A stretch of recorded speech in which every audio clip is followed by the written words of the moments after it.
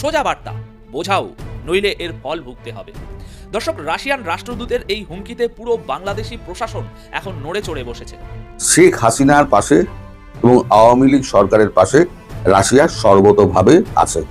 যদি বাংলাদেশের প্রধানমন্ত্রী শেখ হাসিনার কোনো রকম প্রয়োজন হয়, পুতিনকে ফোন করতে উনি পারেন বা নরেন্দ্র মোদী মারফত উনিও যোগাযোগ করতে পারেন।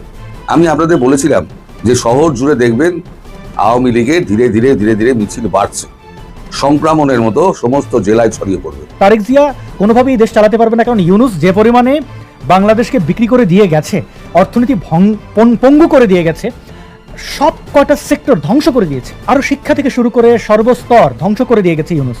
এটা মানে পুনরায় ফিরিয়ে আনার মতো অর্থনৈতিক ব্যাকআপ, সামাজিক নিরাপত্তা কোনো কিছুই তারেকের হাতে নেই।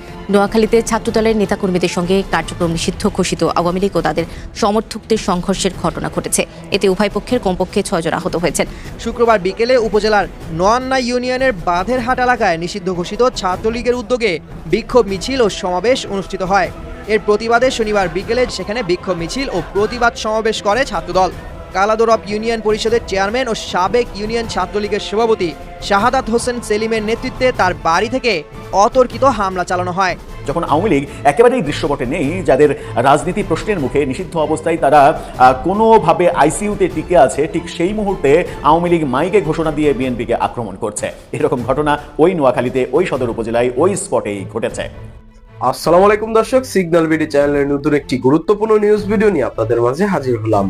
প্রিয় দর্শক, বাংলাদেশের বর্তমান রাজনৈতিক প্রেক্ষাপট জানতে যারা এই ভিডিওটিতে ক্লিক করেছেন তাদের সবাইকে বলবো আপনারা ধৈর্য সহকারে পুরো ভিডিওটি দেখতে থাকুন, কারণ এই ভিডিওটিতে এমন কিছু তথ্য বা তথ্য শেয়ার করা হয়েছে যা জানলে আপনারা অবাক হবেন।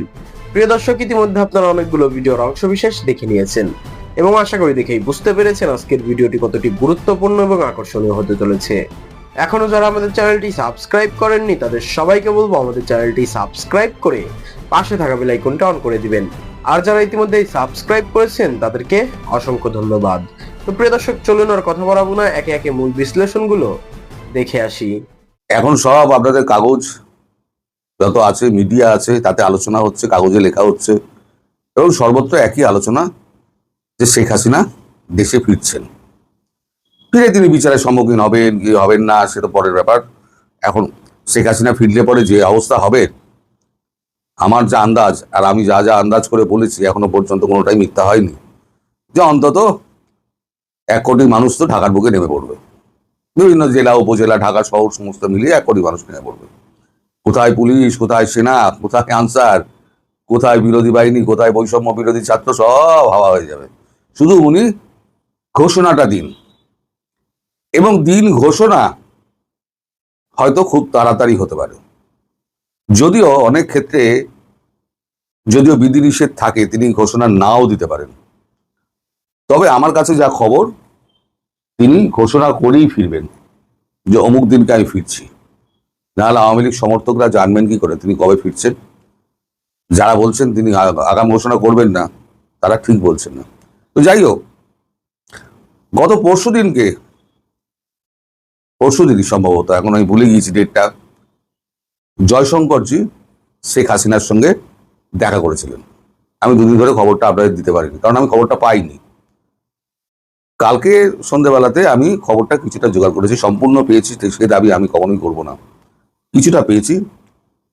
এখন জয়শঙ্করজি ছুটেছিলেন একটাই কারণে, তার সাউথ ব্লকে একটা দ্বিতীয় মিটিং ছিল, ওই কারণে তিনি শেখ হাসিনার সঙ্গে দেখা করে উনি বলেছিলেন আমার সঙ্গে এসে আপনি ব্রেকফাস্ট করবেন। ওই কারণে জয়শঙ্করজি গেছিলেন, ব্রেকফাস্ট ওখানে করেছেন। এবং পুতিন, রাশিয়ার প্রেসিডেন্ট, তিনি একটি বার্তা পাঠিয়েছেন। বার্তাটি সংক্ষিপ্ত হারে আমি যা পেয়েছি, জানতে পেরেছি, সেটা হচ্ছে শেখ হাসিনার পাশে এবং আওয়ামী লীগ সরকারের পাশে রাশিয়া সর্বতোভাবে আছে। যদি রাশিয়ার বাংলাদেশের প্রধানমন্ত্রী শেখ হাসিনার কোনো রকম প্রয়োজন হয়, পুতিনকে ফোন করতে উনি পারেন বা নরেন্দ্র মোদী মারফত উনি যোগাযোগ করতে পারেন। একটা ট্রাইপার্টাইট মিটিং এর ব্যবস্থা হচ্ছে। ট্রাইপার্টাইট মানে শেখ হাসিনা, নরেন্দ্র মোদী এবং ভ্লাদিমির পুতিন। সেটা হবে আপনার ওই ভিডিও কনফারেন্স টাইপের। এটা ডেট কবে আমি জানতে পারিনি। তবে কাজ যে দ্রুততম গতিতে এগোচ্ছে তা তো পরিষ্কার। আমি আপনাদের বলেছিলাম যে শহর জুড়ে দেখবেন আওয়ামী লীগে ধীরে ধীরে ধীরে ধীরে মিছিল বাড়ছে, সংক্রমণের মতো সমস্ত জেলায় ছড়িয়ে পড়বে। এত টাকা জোগাচ্ছে কে? আমি প্রশ্ন তুলেছিলাম। এখন দেখুন ধীরে ধীরে ধীরে ধীরে মিছিলগুলো কিন্তু বহরে একেবারে এতে বাড়ছে, আকারে আর বহরে, যদি আপনি সঠিক বাংলা বলেন, আকারে এবং বহরে দুটোতেই আপনার বাড়ছে। এবং এত লোক জড়ো হচ্ছে যে পুলিশ রাস্তা ছেড়ে দিয়ে চলে যাচ্ছে। আপনারাই সাক্ষী, আপনারাই আমায় লিখেছেন, আপনার কথা প্রতিটা সত্য হতে চলেছে। তো আমার কথা একটু দেরিতে সত্য হয়, তা এখন তো দেখা যাচ্ছে সবই সত্য হচ্ছে। আবার এদিকে পুতিন নিশ্চিত করেছেন যে বেজিং এর সঙ্গে তার কথা হয়েছে, মানে জয়শঙ্করজিকে বলেছেন বেজিং এ শি জিনপিং এর সঙ্গে, প্রেসিডেন্ট শি জিনপিং এর সঙ্গে তার কথা হয়েছে। এবং শি জিনপিং তাকে বলেছেন যে ভারত বাংলাদেশ এর মধ্যে যদি কোনো রাজনৈতিক পট পরিবর্তন হয় অথবা যদি আপনার কোনো রকম সংঘর্ষ বা অমুক কিছু হয়, মানে চীন নিরপেক্ষ থাকবে। এই ব্যাপারে চীন কোনো রকম সাহায্য করবে না, আর কোনো কারোর সঙ্গে কথাও বলবে না। এটা রাশিয়াকে নিশ্চিত করেছে। আর পুতিনকে নিশ্চিত না করলে পুতিন বলবেন না। পুতিন এমন ফালতু কথা বলার লোক নন। আর বেজিং জানে দুটো দিকে বেজিং আটকে আছে। একটা হচ্ছে তার মার্কেট, বিকল্প বাজার, তার ভারতবর্ষ। আর দুই হচ্ছে রাশিয়ার কথা না শুনলে পরে রাশিয়া থেকে তেল আমদানির রাস্তাটাও কিন্তু বন্ধ হয়ে যাবে। ফলে বেজিং কিন্তু এই মুহূর্তে খুব প্যাচের মধ্যে রয়েছে। তার উপর আমেরিকার চাপ, সে ভাবছে এবার আমেরিকার চাপ কমানোর জন্য সে তাইওয়ানের ওপরে চড়ে বসবে। সেটা যে কোনো দিন হতে পারে। এমন হতে পারে ভারতবর্ষ যখন পাকিস্তান এবং বাংলাদেশে অ্যাকশন নিচ্ছে, সেই সময় চীন তাইওয়ানে চেপে বসলো, মানে ট্রাম্পকে পাগল করার জন্য। ট্রাম্প কত দিকে ছুটবেন? তাইওয়ানে ছুটবেন, পাকিস্তানে ছুটবেন, না বাংলাদেশে ছুটবেন? কোন দিকে ছুটবেন? তাকে রীতিমতো প্যাচে ফেলার জন্য। এখন তো শোনা যাচ্ছে যে বঙ্গোপসাগরে নাকি জাহাজ আসবে। বঙ্গোপসাগরে ঢুকুক, ভারত মহাসাগর দিয়ে বঙ্গোপসাগর আগে ঢুকুক, তখন দেখা যাবে। তো দম আমাদের জানা আছে। এই দম কত দূর আমেরিকার ট্রাম্প বাহাদুরের মালিকের এখন আছে। মালিকের অবস্থা তো খুবই খারাপ, আপনারা সবই জানেন। মালিক তো কংগ্রেসে তো একচোট খেয়েছেন, যদিও তিনি ভেটো দিয়ে পার হয়ে যাবেন, কিন্তু কোনোভাবে যদিও 2/3 মেজরিটি যদি তার বিপক্ষে চলে যায়, তাহলে পরে কিন্তু তার বিদায়ের রাস্তা প্রশস্ত হয়ে যাবে। এবং ইরানের সঙ্গে যুদ্ধ বন্ধ করার জন্য একটা বিল এসছে, সেটাও আপনারা জানেন যে ইমিডিয়েটলি যুদ্ধ বন্ধ করতে হবে। কারণ আমেরিকা আর বডি ব্যাগ বইতে পারবে না। আমি বলেছি না, ওরা সবসময় ভয় পায় বডি ব্যাগের। এটা আমাদের সৈন্য নয়, সবসময় একেবারে সই দেওয়ার জন্য এগিয়ে যাবে বিক্রম বার্তাদের মতো। বিক্রম বার্তা একটু গুগলে সার্চ করে নেবেন, তাহলে জানবেন বিক্রম বার্তার মতো মানে আমাদের মেজর কত আছে, মেজর, ক্যাপ্টেন, যারা সামনে থেকে লিড করেন, ভেতরে বসে থাকেন না। এই যে আমাদের বিএসএফ আছে, বিএসএফ এর যিনি কমান্ড্যান্ট, তিনি কিন্তু বিএসএফ এর ক্যাম্পেই থাকেন, বিএসএফ এর সঙ্গেই খাওয়া দাওয়া করেন এবং বিএসএফ এর সঙ্গেই আড্ডা মারেন। তার মানে একটা ওদের মধ্যে একটা ঘনিষ্ঠতা এবং একাত্মবোধ তৈরি করার জন্য, যেগুলো আমাদের আর্মিতে হয়। আর্মিতে মেজর, ক্যাপ্টেন সব একসঙ্গে বসে ডিনার করছে, তাকে বলে বড়াখানা। এই বড়াখানা যেমন আমাদের আর্মিতে আছে, তেমন আমাদের আধা সামরিক বাহিনী, বিএসএফ, আইটিবিপি, এগুলো হচ্ছে আমাদের আধা সামরিক বাহিনী, তারাও আছে। বড়াখানা প্রতি সপ্তাহে একদিন করে হয়। বড়াখানা মানে সেদিনকে প্রচুর খাবার দাবারের আয়োজন থাকে, মানে একবার ধরুন 25টা 30টা পদ রইল, যে যার পছন্দ মতো পদ খাবে। তো যাই হোক, আর আপনাদের বিজিবির কি হয়? বিজিবির সমস্ত সেনাবাহিনী থেকে লোক আসে, তিনি ঠান্ডা করে বসে থাকেন, ঠান্ডা করে বসে থেকে তিনি অর্ডারটি দেন।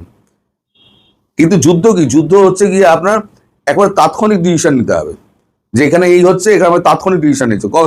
মানে সিও কোথায়? সিওকে জিজ্ঞেস করলে সিও বলবে ঠিক আছে আমি আদেশ নিচ্ছি। এই আদেশ নেওয়া যে ডিজির কাছে আদেশ নেওয়া, আপনাদের যে বিজিবির যে ডিজি, তার কাছে আদেশ নেওয়া, সেই আদেশটা এসে তিনি ভেবেচিন্তে বলবেন, সেটা এক্সিকিউট হবে, হতে হতে এদিকে কাম খতম। আমাদের সেটা নয়, আমাদের সিও সঙ্গে থাকে, কমান্ডিং অফিসার বলবে গুলি চালাও, গুলি চালিয়ে দেবে, তারপরে যা হবে দেখা যাবে। ভারত সরকার তো আছে পেছনে লড়ে যাওয়ার জন্য। তো এই যে এখন অবস্থা যেটা জটিল হয়ে রয়েছে, এখন ভারত চাইছে না যে কোনো সংঘর্ষ হোক, আসলে ভালো ভালো শেখ হাসিনাকে ঘরে ফিরিয়ে দেওয়া হোক। কিন্তু বেড়া দেওয়া নিয়ে যে অশান্তিটা চলছে, আজকেও গতকালকেও হয়েছে, গতকালকেও দুপুরবেলার দিকে এই অশান্তিটা মেঘলিগঞ্জের দিকে হয়েছে, আজ ওদিকে কিশনগঞ্জের দিকে হয়েছে, আর সেভেন সিস্টার অঞ্চলে তো, শিলিগুড়ি অঞ্চলে তো হচ্ছেই, রেগুলার হচ্ছে। এখন বিজিবির লোক সংখ্যা কম বলে গ্রামবাসীদের খেপিয়ে দিচ্ছে, আর গ্রামবাসীদের যেই বন্দুকের নল ধরছে, গ্রামবাসীরা উল্টো পায়ে দৌড়াচ্ছে। তো যে কথায় যাচ্ছিলাম, শেখ হাসিনা সম্ভবত একটা ট্রাইপার্টাইট মিটিংয়ে যোগ দেবেন। মোদি, পুতিন এবং শেখ হাসিনা ট্রাইপার্টাইট একটা বৈঠক হবে, সেটা ভিডিও কনফারেন্স হবে, অথবা মোদির জায়গায় যদি মোদি ব্যস্ত থাকেন তাহলে জয়শঙ্করজি থাকবেন। এইটা, আর জয়শঙ্কর যদি ব্যস্ত থাকেন তাহলে আমাদের অজিত দোভাল থাকবেন, এনএসএ। কারণ অজিত দোভালের সঙ্গেও পুতিনের খুব ভালো সম্পর্ক, 1 to 1 কথা হয়। আর পুতিন যে লেভেলে, তিনি কিন্তু কোনো দেশের মানে এনএসএর সঙ্গে কথা বলবেন না, একমাত্র অজিত দোভালের সঙ্গে কথা বলেন। কারণ অজিত দোভাল এত বুদ্ধিমান মানুষ, এবং তিনি এতটা ভালো ভারতবর্ষকে চেনেন, এবং রাশিয়ার সঙ্গে বন্ধুত্বের একটা সম্পর্কের পেছনে অজিত দোভালের একটা বড় হাত রয়েছে। তো এই হচ্ছে সাম্প্রতিক পরিস্থিতি। জয়শঙ্করের জন্য, জয়শঙ্কর এই জন্যই ছুটে গেছিলেন এবং এইটা বলে এসছেন। নোয়াখালী সদর উপজেলার কালাদোরাপ ইউনিয়নে ছাত্র দলের প্রতিবাদ মিছিলে হামলার অভিযোগ উঠেছে আওয়ামী লীগের নেতাকর্মীদের বিরুদ্ধে। এই ঘটনায় অন্তত 2 জন গুরুতর আহত হয়েছেন। এছাড়া 5টি মোটরসাইকেল ভাঙচুরের ঘটনাও ঘটেছে। শনিবার 6 জুন সন্ধ্যার দিকে উপজেলার কালাদোরাপ ইউনিয়নের 6 নম্বর ওয়ার্ডের পশ্চিম সুল্লুকিয়া গ্রামে এ ঘটনা ঘটে। পুলিশ ও স্থানীয় সূত্র জানায়, শুক্রবার বিকেলে উপজেলার নোয়ান্না ইউনিয়নের বাঁধেরহাট এলাকায় নিষিদ্ধ ঘোষিত ছাত্রলীগের উদ্যোগে বিক্ষোভ মিছিল ও সমাবেশ অনুষ্ঠিত হয়। এর প্রতিবাদে শনিবার বিকেলে জেলা ছাত্রদলের সভাপতি NBS রাসেল ও সাধারণ সম্পাদক জিয়াউর রহমান রাহানের নেতৃত্বে সেখানে বিক্ষোভ মিছিল ও প্রতিবাদ সমাবেশ করে ছাত্রদল। কর্মসূচি শেষে ছাত্রদলের নেতাকর্মীরা মোটরসাইকেল বহর নিয়ে ফেরার পথে কালাদোরাপ ইউনিয়ন পরিষদের চেয়ারম্যান ও সাবেক ইউনিয়ন ছাত্রলীগের সভাপতি শাহাদাত হোসেন সেলিমের নেতৃত্বে তার বাড়ি থেকে অতর্কিত হামলা চালানো হয়। হামলায় আহত হয় নোয়াখালী পৌরসভার 3 নম্বর ওয়ার্ডের বাসিন্দা ও শহর শ্রমিক দলের সাংগঠনিক সম্পাদক মোহাম্মদ হৃদয় এবং এওজবালিয়া ইউনিয়নের 6 নম্বর ওয়ার্ডের বিএনপির কর্মী রফিকুল ইসলাম।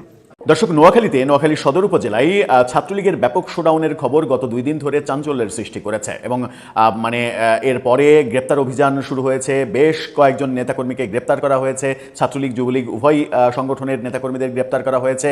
এই ঘটনাগুলো নিয়ে যখন চাঞ্চল্যের সৃষ্টি হচ্ছে, এর প্রতিবাদে বিএনপি, ছাত্রদল, যুবদল নানা ধরনের শোডাউন করার চেষ্টা করছে, তখনই ঘটনা ঘটেছে একটা অন্যরকম ঘটনা। যখন আওয়ামী লীগ একেবারেই দৃশ্যপটে নেই, যাদের রাজনীতি প্রশ্নের মুখে, নিষিদ্ধ অবস্থায় তারা কোনোভাবে আইসিইউতে টিকে আছে, ঠিক সেই মুহূর্তে আওয়ামী লীগ মাইকে ঘোষণা দিয়ে বিএনপিকে আক্রমণ করছে। এরকম ঘটনা ওই নোয়াখালীতে, ওই সদর উপজেলায়, ওই স্পটেই ঘটেছে। ঘটনা কোন দিকে যাচ্ছে? আমরা কি সংঘাতময় পরিস্থিতির দিকে যাচ্ছে? এই সংঘাত কি আমরা প্রত্যাশা করি? নোয়াখালী কি আরও বেশি উত্তপ্ত হয়ে উঠবে এই ঘটনার পরে? যে পরিস্থিতি হবে, সেই পরিস্থিতি সামাল দেয়া সরকারের পক্ষে কতটা সহজ হবে? নোয়াখালীতে ছাত্রলীগের ব্যাপক শোডাউনের পরে ধরপাকড়, এগুলো আমরা যখন দেখছি, তখন বিএনপির প্রতিবাদ সমাবেশ, প্রতিবাদ মিছিল এবং সেখান থেকে উৎপন্ন হওয়া সংঘর্ষ, সেই সংঘর্ষ ব্যাপক মাত্রা পেয়েছে এবং মোটরসাইকেল পুরানো, ভাঙচুর করা, এই ব্যাপারগুলো ঘটেছে। এবং সেটা ঘটানো হয়েছে মাইকে ঘোষণা দিয়ে। মাইকে ঘোষণা দিয়ে আওয়ামী লীগ বিএনপির উপরে চড়াও হচ্ছে, বিএনপির নেতাকর্মীদের মারছে। এই ঘটনাটা কি আপনার কাছে বিশ্বাসযোগ্য? এই অবিশ্বাস্য ঘটনা ঘটলো কিভাবে নোয়াখালীতে? নোয়াখালীতে আওয়ামী লীগ কি অনেক বেশি শক্তিশালী, তুলনায় বিএনপি কি অনেক বেশি দুর্বল? কি ঘটলো নোয়াখালীতে? বাংলা ট্রিবিউনের এই শিরোনামটা দেখে নিন। সেখানে বলা হচ্ছে, মাইকে ঘোষণা দিয়ে ছাত্র দলের উপরে আওয়ামী লীগের হামলা, মোটরসাইকেলে আগুন। এই ঘটনা ঘটেছে নোয়াখালী সদর উপজেলায়। ছাত্র দলের নেতাকর্মীদের সঙ্গে আওয়ামী লীগ ও তাদের সমর্থকদের সংঘর্ষের ঘটনা ঘটেছে। এই সময় ছাত্র দলের একটি মোটরসাইকেলে আগুন ধরিয়ে দেওয়া হয়। সংঘর্ষে নোয়াখালী শহর শ্রমিক দলের সাংগঠনিক সম্পাদক হৃদয় সহ ছাত্রদল, যুবদলের কমপক্ষে 6 জন আহত হয়েছে। চিন্তা করা যায়। গত সন্ধ্যায় উপজেলার কালাদ্রা ইউনিয়নের 6 নম্বর ওয়ার্ড পশ্চিম সুল্লুকিয়া গ্রামে এই ঘটনা ঘটে। বর্তমানে সেখানে বিপুল পরিমাণ পুলিশও মোতায়েন করা হয়েছে। বিভিন্ন সূত্র বলছে যে বিকেলে উপজেলার নয়ান্ন উপজেলার বাধিরহাট এলাকায় নিষিদ্ধ ঘোষিত শুক্রবার বিকেলে যেটা হয় ছাত্রলীগের মিছিল, এবং মিছিলের প্রতিবাদে শনিবার গত বিকেলে জেলা ছাত্রদলের সভাপতি NBS রাসেলের নেতৃত্বে সেখানে বিক্ষোভ মিছিল এবং প্রতিবাদ সমাবেশ হয়। সেখানে থাকাকালীন তারা আওয়ামী লীগের নেতাকর্মীরা কাফনের কাপড় মাথায় বেঁধে একটি মিছিল বের করবে এমন সংবাদ পায়। মানে আওয়ামী লীগ প্রস্তুতি নিচ্ছে মিছিলের এমন সংবাদ পেয়ে কর্মসূচি শেষে ছাত্রদলের নেতাকর্মীরা মোটরসাইকেল বহর নিয়ে ফেরার পথে ইউনিয়ন পরিষদের চেয়ারম্যান ও সাবেক ইউনিয়ন ছাত্রলীগের সভাপতি শাহাদত হোসেন সেলিমকে দেখতে পান। এ সময় চেয়ারম্যানের সঙ্গে ছাত্রদলের নেতাকর্মীদের মিছিলের কথা নিয়ে বাক বিতণ্ডা শুরু হয়, উত্তেজনা শুরু হয়। এদিকে ওই সময় উত্তেজনা যখন শুরু হয় ওই সময় মসজিদের মাইকে চেয়ারম্যানের উপরে হামলার কথা ছড়িয়ে দিলে স্থানীয় আওয়ামী লীগ ও চেয়ারম্যানের সমর্থকরা ঘটনাস্থলে জড়ো হয়। পরে উভয় পক্ষের মধ্যে সংঘর্ষ শুরু হয়। এ সময় ইট পাটকেল নিক্ষেপ, মারামারি, ব্যাপক কিছু হয়। মোটরসাইকেলে আগুন ধরিয়ে দেওয়া হয় এবং 6 জন ছাত্রদল যুবদলের 6 জন আহত হয়। এই যে ঘটনা, মানে এই ঘটনা ওসি তৌহিদুল ইসলাম তিনি বলেছেন পুলিশ ঘটনাস্থলে রয়েছে। হামলা, মোটরসাইকেলে ও একটি অফিসে অগ্নিসংযোগের ঘটনা ঘটেছে। ঘটনাস্থলে পুলিশ এবং র্যাব সদস্যরা রয়েছেন। পুলিশ র্যাব সদস্য থাকবেই, এটাই স্বাভাবিক। কিন্তু আমার প্রশ্ন হচ্ছে যে ক্ষমতাসীন ছাত্রদল যুবদল তাদের সরকার যখন ক্ষমতায় তখন তাদের ওপরে আক্রমণ করা হচ্ছে মাইকে ঘোষণা দিয়ে। তার মানে ওই এলাকায় ওই চেয়ারম্যান এবং আওয়ামী লীগ ব্যাপক শক্তিশালী যে তারা মাইকে ঘোষণা দিলে প্রচুর লোকজন চলে আসে এবং সরকারি দলের উপরে চড়াও হয়। ব্যাপারটা সরকারি দলের জন্য আতঙ্কজনক, যেমন তেমনি আমাদের জন্য, আমাদের সুস্থ পরিবেশ যে এটা আমরা প্রত্যাশা করি সেটার জন্যও আতঙ্কজনক। কারণ এই ঘটনা প্রমাণ করে যে আওয়ামী লীগের রাজনীতিকে কেন্দ্র করে দেশ উত্তপ্ত হতে চলেছে, যেটা আমাদের কারোরই কাম্য নয়। আওয়ামী লীগের উপরে নিষেধাজ্ঞা দীর্ঘায়িত হলে এই উত্তপ্ত পরিবেশ দীর্ঘায়িত হবে এবং এটা সারা দেশে ছড়িয়ে পড়তে পারে। সারা দেশে ছড়িয়ে পড়লে সরকার তার স্বাভাবিক যে কাজকর্মের গতি, সেই গতিতে ভাটা পড়বে।